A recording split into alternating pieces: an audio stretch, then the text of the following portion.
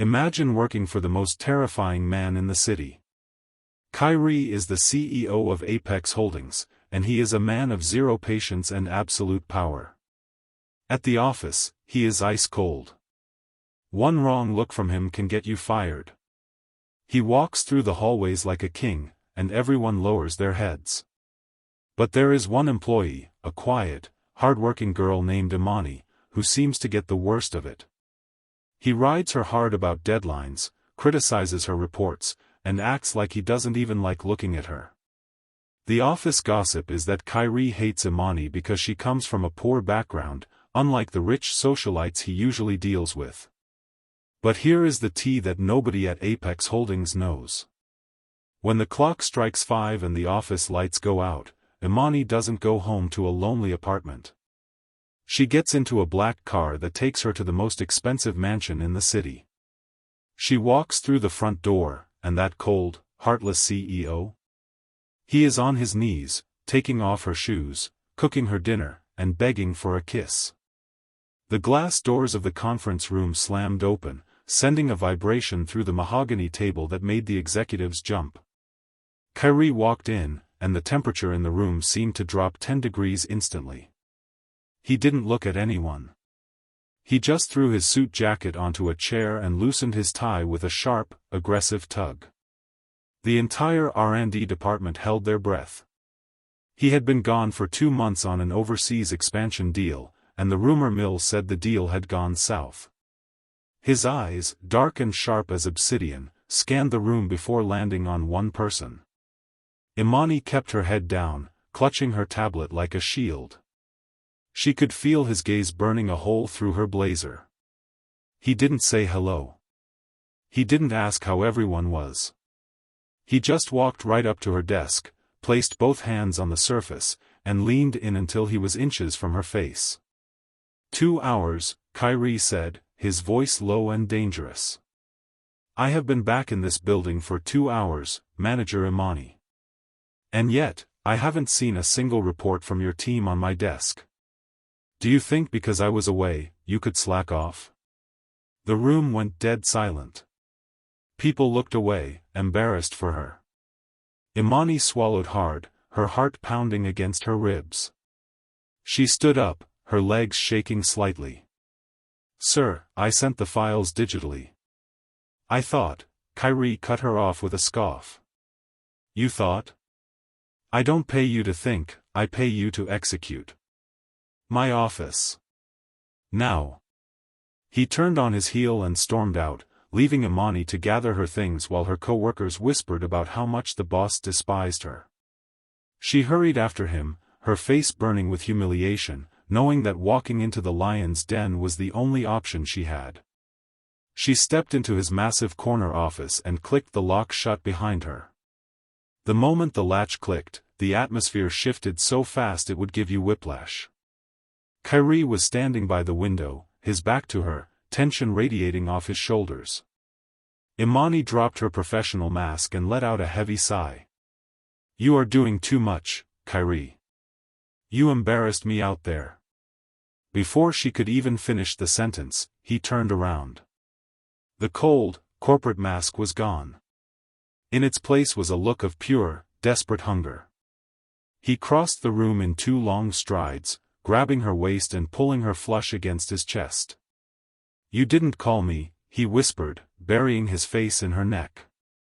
2 months, Imani. You didn't call me once. Imani tried to push him back, but his grip was like iron. We are at work. Let me go. He didn't listen. He just held her tighter, inhaling her scent like it was oxygen. I was going crazy without you, he mumbled against her skin. I thought you forgot about me. I thought you forgot who you belong to. This is the part where you have to understand the dynamic. To the world, he was a tyrant. To her, he was just a man who needed constant reassurance. But the moment was cut short by a knock at the door. Kyrie instantly stiffened, his face shifting back to stone. He pushed her away gently but firmly, fixing his cuffs. Get the report ready, he said loudly, his voice cold again. Imani nodded, smoothing her skirt, her heart racing not from fear, but from the thrill of their double life. If you love stories about secret romances and high-stakes payback, make sure you hit that subscribe button right now because this gets way messier. The knock came again, and this time the door opened before Kyrie could answer. It was Dion, Kyrie's half-brother. Dion was everything Kyrie wasn't: loud, flashy, and visibly reckless. He walked in with a smirk that made Imani's skin crawl. "Big brother. You're back," Dion shouted, ignoring the tension in the room. His eyes slid over to Imani, lingering on her in a way that was straight-up disrespectful. "And look at this, the little worker bee is in trouble again. You know, Kyrie, if she's not performing, I could take her off your hands. My department needs a new assistant." The air in the room grew heavy, thick with a violent kind of pressure. Kyrie didn't yell. He didn't even raise his voice. He just walked around his desk and stood between Dion and Imani. "Get out," Kyrie said. It wasn't a request. Dion laughed, but it was a nervous sound. "Relax, I'm just playing. Dad wants to see you, by the way. He's furious about the stock dip." Dion stepped closer to Imani, reaching out to tuck a strand of hair behind her ear. "Don't work too hard, sweetheart." Before his finger could touch her, Kyrie's hand shot out and grabbed Dion's wrist. The snap of bone crunching wasn't loud, but the gasp Dion let out was. Kyrie twisted the arm back, forcing his brother to his knees. "I told you before," Kyrie whispered, his voice deadly calm. "Don't touch my staff. Don't look at my staff.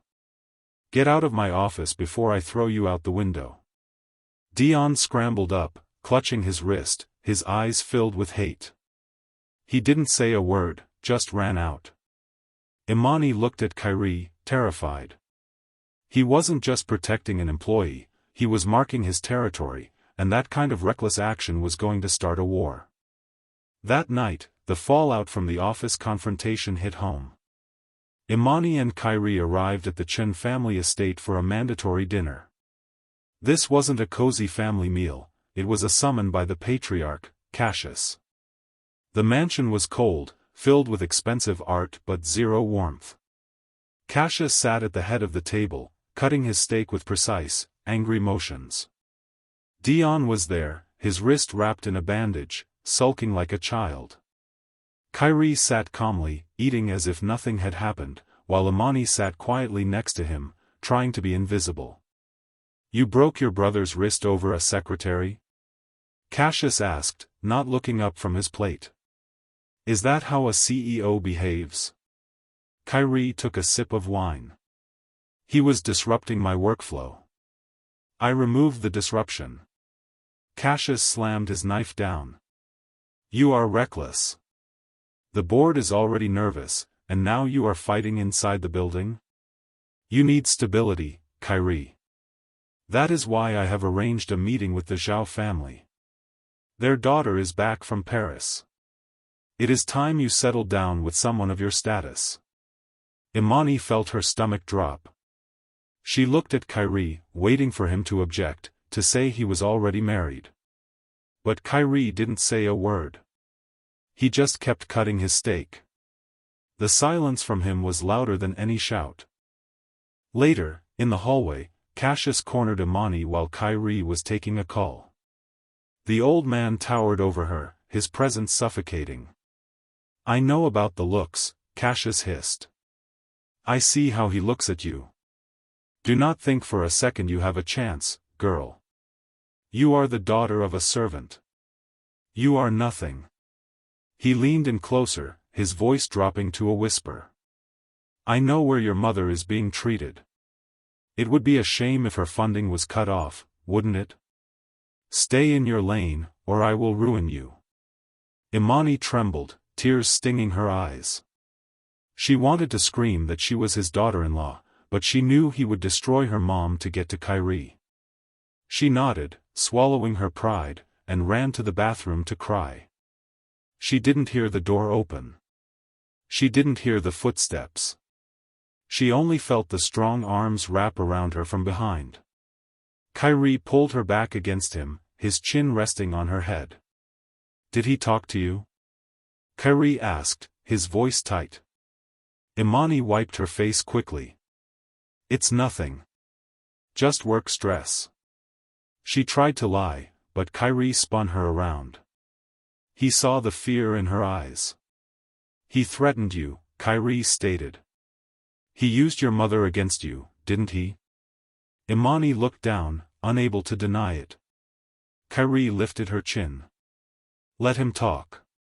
Let him plan his little arranged marriages. He thinks he is the king, Imani. But he forgets who actually runs the kingdom. Just trust me a little longer." The drive back to their private penthouse was silent. Imani stared out the window, the city lights blurring. She loved Kyrie, but loving him felt like walking through a minefield.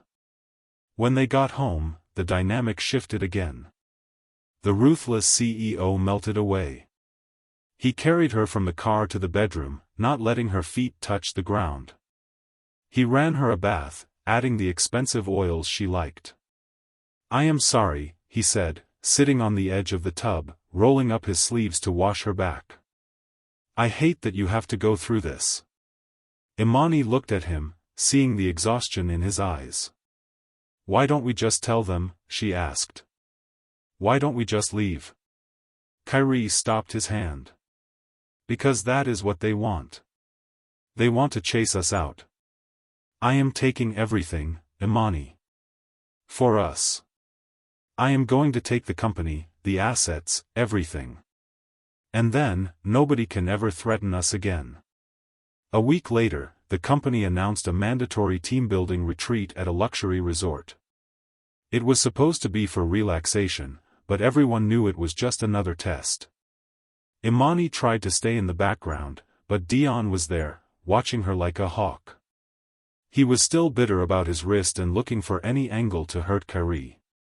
During a mixer event, a young male colleague named Marcus started talking to Imani. Marcus was nice, normal, and safe. He laughed at her jokes and brought her a drink. Across the room, Kyrie was surrounded by executives, but his eyes were locked on Imani and Marcus. He wasn't listening to a word the board members were saying. He was watching Marcus's hand get too close to Imani's shoulder. The event coordinator announced a game. It was a blindfold trust challenge where partners had to feed each other fruit. It was stupid and corporate, but mandatory. Marcus turned to Imani. "Partners?" he asked with a smile. Before Imani could answer, a voice cut through the noise. Actually, Kyrie stepped up, his voice projecting across the lawn. "I will demonstrate with manager Imani. To show leadership." The crowd went silent. It was highly irregular for the CEO to participate, especially with a lower-level manager. Imani froze. This was dangerous. If they showed too much chemistry, people would talk. Kyrie sat her down on the chair and tied the blindfold over his own eyes. Imani picked up a strawberry, her hand shaking. "Guide me," Kyrie said, his voice dropping an octave, meant only for her ears. She held the fruit to his lips. He took a bite, but his tongue grazed her fingers, a deliberate, possessive move that made her gasp. To the crowd, it looked like an accident. To Imani, it was a message. "You are mine." The tension was so thick you could cut it with a knife. He leaned in, whispering so low the microphone didn't catch it. "If that boy Marcus touches you again, I will fire him on the spot." Imani pulled her hand back, her face flushing red. The crowd clapped, oblivious to the fact that their boss was marking his territory in plain sight. Later that night, Imani snuck out of her shared room to meet Kyrie in his private cabin. She wore a hoodie and kept her head down, terrifyingly aware that one picture could ruin everything. When she got to his door, he didn't even let her knock. He pulled her inside and pressed her against the wall, kissing her with a frantic intensity. You were smiling at him, Kyrie accused, pulling back to look at her. He made you laugh. Imani rolled her eyes, pushing his chest. He was telling me about a spreadsheet error, Kyrie. Stop being jealous. Kyrie growled low in his throat. I am not jealous. I am territorial. There is a difference. They fell onto the bed, tangling in the sheets, the fear of discovery making everything more intense. But outside the window, a shadow moved. Dion was lurking in the bushes, phone in hand. He had suspected something was up with the way Kyrie looked at her. He didn't get a clear photo, but he saw a woman enter the CEO's cabin and never leave.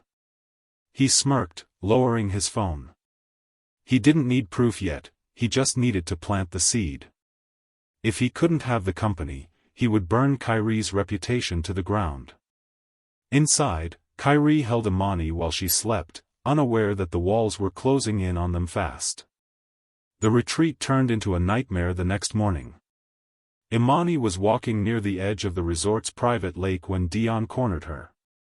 He was drunk, even though it was barely noon.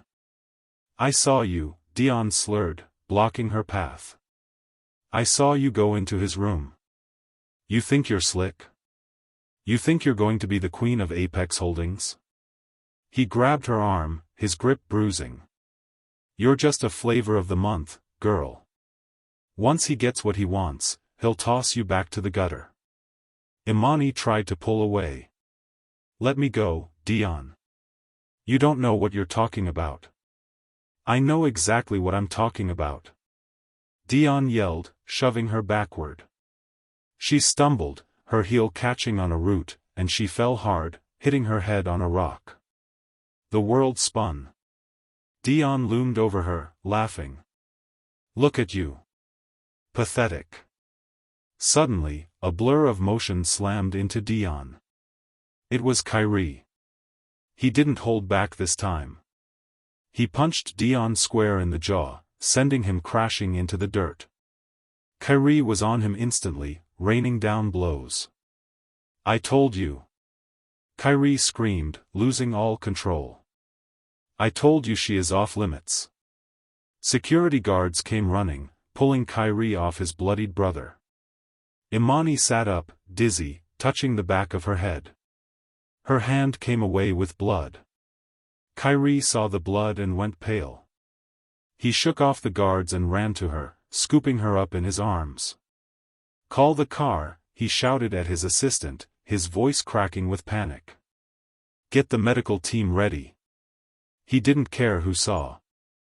He didn't care about the rumors. He carried her through the lobby, his suit stained with dirt and his brother's blood. In the car, he held a cloth to her head, his hands trembling. I'm sorry, he kept repeating. I'm so sorry, Imani. I failed you. I didn't protect you. Imani looked at him, seeing a vulnerability that no one else ever saw. It's not your fault, she whispered. But Kyrie shook his head. His eyes hardened, shifting from panic to cold resolve. This ends now. I am done playing nice. He took her to a private clinic, not the hospital, to keep it out of the press. While she was getting stitched up, Kyrie made a phone call. Shut it down, he told his lawyer. Initiate the takeover. I don't care if the stock tanks. I want Cassius and Dion out of the building by Monday. He hung up and walked back into the room. Imani was sitting up, looking pale.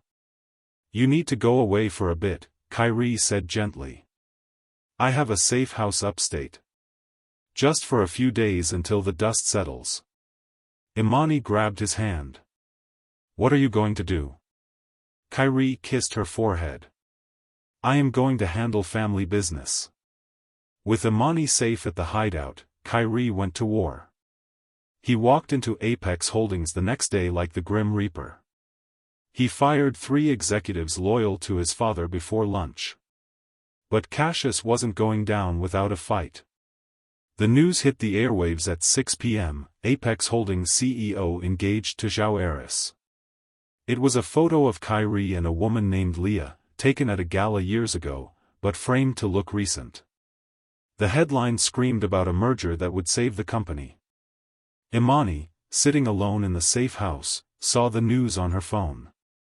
Her heart shattered. She knew it was a ploy, but the doubt crept in. Why didn't he tell her? Was this why he sent her away? She tried to call him, but it went straight to voicemail.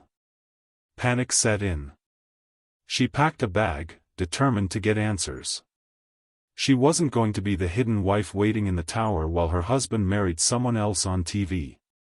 She drove back to the city in the rain, crying the whole way. When she got to their penthouse, her key didn't work. The locks had been changed. She stood in the rain, feeling like everything Dion said was true. Maybe she was just a placeholder. Maybe power mattered more to Kyrie than love. Just as she turned to leave, the door opened. It wasn't Kyrie. It was his assistant, looking stressed. Mrs. Chen, Imani. Thank God. Boss told me to wait here in case you came back. You can't be here. Imani pushed past him. Where is he? Is he with her? The assistant shook his head. No. He's at the office. He locked you out for your safety. His father has hired private investigators. If they find you here, they find the marriage license. Boss is trying to protect you. Imani stopped. Protect me by announcing an engagement?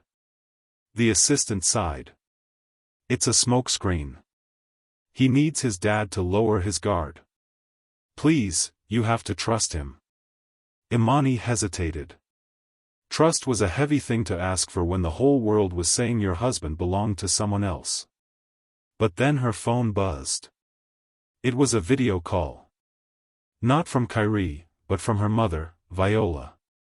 Imani answered, expecting to see her mom in the hospital bed. Instead, her mom was frantic, holding a piece of paper. Imani.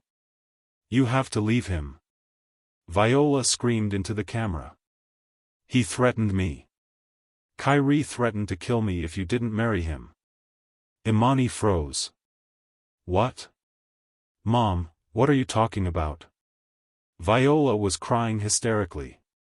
He's evil. He has a video of me. He's using it to blackmail us. Imani's blood ran cold. Was it true? Was their whole marriage based on blackmail she didn't know about? Imani confronted Kyrie the next day. She stormed into his office, ignoring the secretaries. He was in a meeting with the Zhao family lawyers. When he saw her, wet from the rain and furious, he stood up immediately. Everyone out, he commanded. The lawyers scrambled. Kyrie walked toward her, but she held up a hand. Did you blackmail my mother? She asked, her voice shaking. Did you force me to marry you to keep her quiet? Kyrie stopped dead. A look of pain crossed his face. Is that what she told you? Answer me. Imani screamed. She said you have a video. She said you threatened her life. Kyrie walked over to his safe. He spun the dial, opened it, and pulled out an iPad. He handed it to her. Watch it. Imani took the tablet. It was a video of her mother, looking disheveled, taking money from Cassius. It was a setup. Her mother had been paid to frame Kyrie years ago, and Cassius had been holding it over Viola's head. Your mother isn't being blackmailed by me, Kyrie said softly. She's being manipulated by my father. He's gaslighting her, making her think I'm the villain so she'll turn you against me. I married you to get you out of that house, Imani. To get you away from them. Imani dropped the tablet on the couch. She felt sick. Her own mother was so broken she didn't know up from down. Why didn't you tell me? She whispered. Kyrie stepped closer, finally touching her face. Because I didn't want you to look at your mother with shame. I wanted to carry that burden for you. Imani collapsed into his arms, sobbing. The engagement, the coldness, the secrets, it was all a shield. He had been absorbing all the poison so she wouldn't have to. "We are going to fix this," Kyrie promised. "Tonight." The next day, a package was sent. It arrived at the office addressed to Imani, sent from the overseas clinic where her mother was staying. Inside was an old, leather-bound notebook and a flash drive. A note from her mom, written in a lucid moment, read, "I remember now. Don't trust Cassius. Give this to Kyrie. It belongs to him." Imani ran to Kyrie's office. They plugged in the drive. It contained files, financial records, emails, and voice memos proving that Cassius had embezzled billions from the company and framed Kyrie's late mother for it. The notebook was the original deed to the company, left to Kyrie by his grandfather, stating that at age 30, full control would revert to him. "This is it," Kyrie said, his eyes scanning the documents. "This is the kill shot." But they had a problem. The shareholder meeting where Cassius planned to oust Kyrie and install Dion was in 1 hour. They had to get across town, and Cassius had security blocking the exits. "They know we have it," Kyrie realized. "My father monitors your mother's mail. He knows." Suddenly, the fire alarm blared. It was chaos. "They're trying to flush us out," Kyrie grabbed Imani's hand. "Do you trust me?" Imani looked at him, no doubts left. "With my life." They ran for the service elevator. When the doors opened in the garage, Dion was waiting. He had a tire iron in his hand and 3 goons behind him. "Hand over the bag, Kyrie," Dion sneered. "Dad said if you give it up, he might let you keep your legs." Kyrie pushed Imani behind him. He took off his watch and put it in his pocket. "Imani, when I move, you run to the car," Kyrie said calmly. "What about you?" she panicked. "I'm going to teach my little brother a final lesson." Kyrie lunged. It wasn't a clean fight.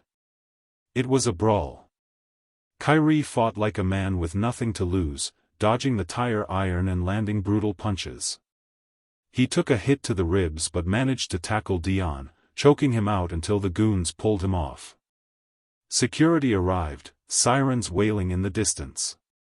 Kyrie, bleeding from his lip and holding his side, grabbed the bag. "Let's go." They jumped into his sports car, peeling out of the garage just as Cassius's black SUV tried to block the exit.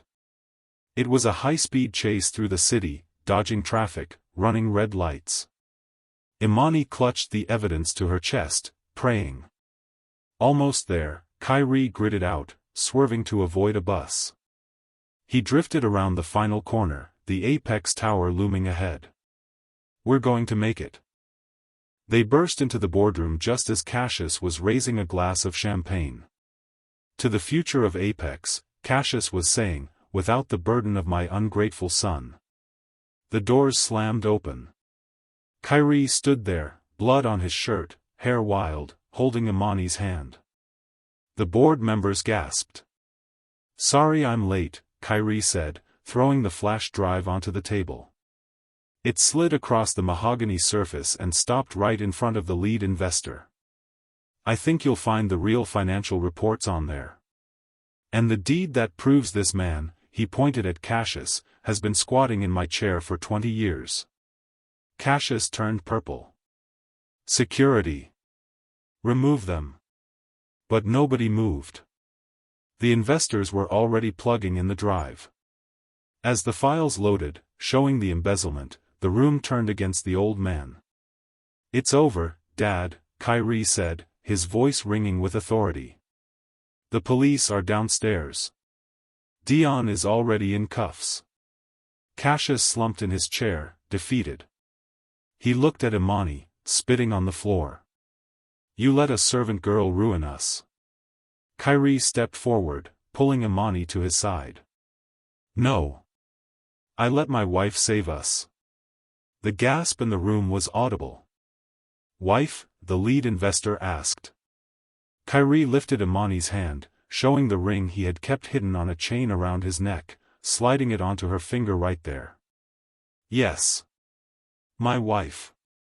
The owner of 50% of my shares. Any other questions? Silence. Then, slow applause started from the back of the room. It grew until the whole board was clapping. Cassius was led out in handcuffs, shouting curses, but nobody listened. Later that night, the office was empty. Kyrie sat in his big chair, but this time, Imani was sitting on his lap. The cold, sterile office felt warm. We did it, Imani whispered, resting her head on his shoulder. Are you going to be a tyrant boss tomorrow? Kyrie laughed, a genuine, deep sound. At work? Maybe. I have a reputation to maintain. He kissed her nose. But at home? I'm just the guy who does the dishes. He tightened his arms around her. And the guy who is never, ever letting you go again. Imani smiled, looking out at the city lights. They had won the war, and for the first time, they didn't have to hide the victory.